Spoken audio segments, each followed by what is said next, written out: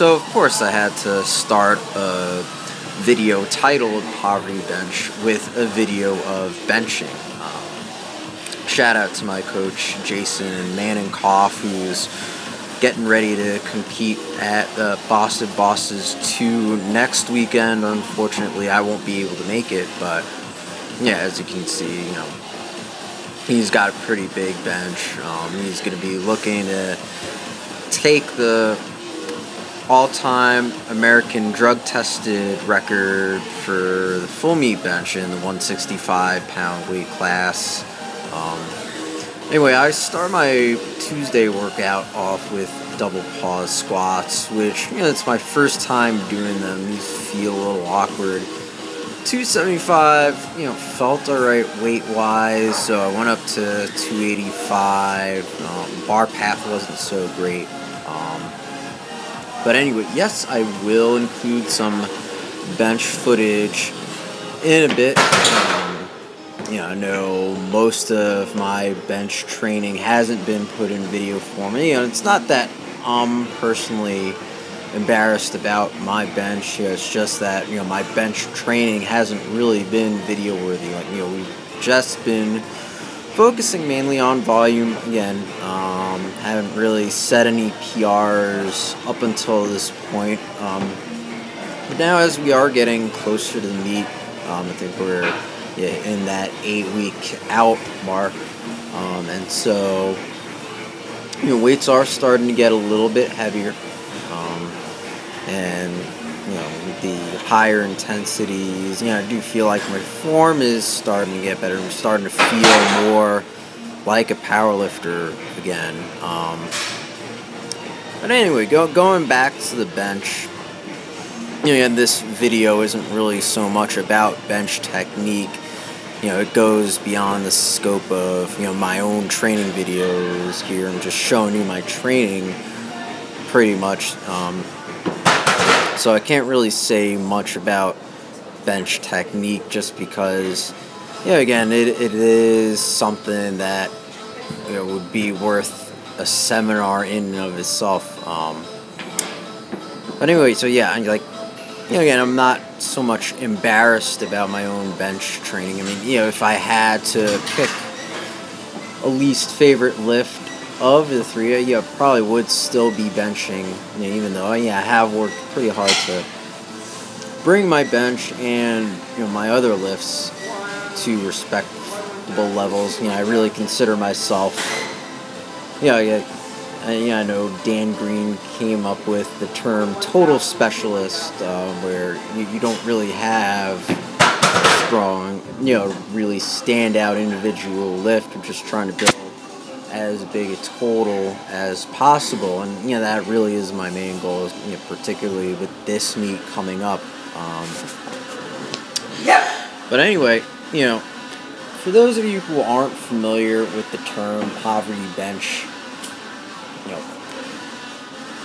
it's used a lot in social media by people who acknowledge that they suck at benching, and it's certainly something that I can relate to. Again, if I had to choose a least favorite lift, it would probably be benching. It's something that a lot of people struggle with because, they don't have naturally a lot of upper body strength, especially smaller lifters and female lifters, where, they may have long arms or other things that put them at a disadvantage on the bench press for whatever reason. Obviously, Jason Manninkoff with a 429 bench.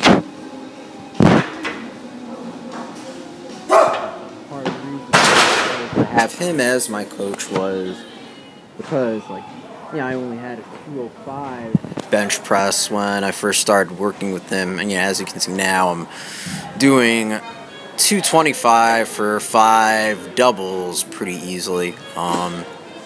And then with the slingshot, I take 50 and do that for a triple. But anyway, going back to this whole idea of poverty bench, it's one thing to acknowledge what your weaknesses are. But at the same time, if you're constantly saying how bad you are at a certain lift, or just constantly acknowledging a weakness in general, it's easy to get caught up in this pattern of defeat. Like, like, this is your worst lift, where you're gonna get stuck, and so, it's kind of a self-defeating attitude. It kind of reminds me of this video that Mike Teixeira actually put out a really long time ago, like 2 years ago, but it seems to be making its way back, through Facebook and stuff like that. Basically talking about how, you don't want to just survive your training, you gotta thrive it. You can't let these self-defeating attitudes take over. Sure, benching and lifting in general is hard. If it were easy, everyone would do it. But I think there is something to be said for being more willing to attack your weaknesses. Try to really focus on turning them into strengths. You don't want to go under a bar thinking that it's gonna kick your ass. You gotta grab the bar, squeeze it, and walk up to that bar like you're gonna own it. And I'm not one for all of these rah-rah type motivational speeches, but at the same time, you gotta have some attitude in your training. As you can tell at Iron Arena, Jason's gym, this place is loud, big weights. This is really, the kind of environment where, everyone's looking to smash their training. Even if you can't afford a top-notch coach and can't make it out to one of these big-time powerlifting gyms. I think part of training is learning how to adopt that kind of mindset where you're going to get under a bar knowing that you're going to make a lift.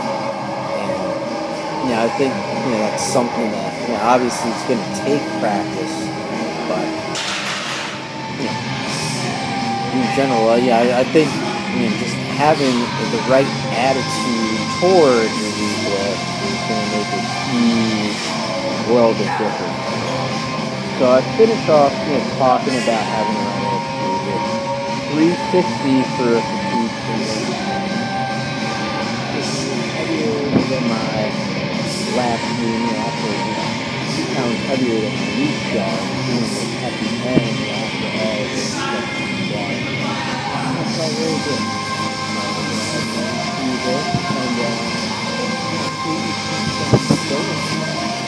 So, until next time, take care.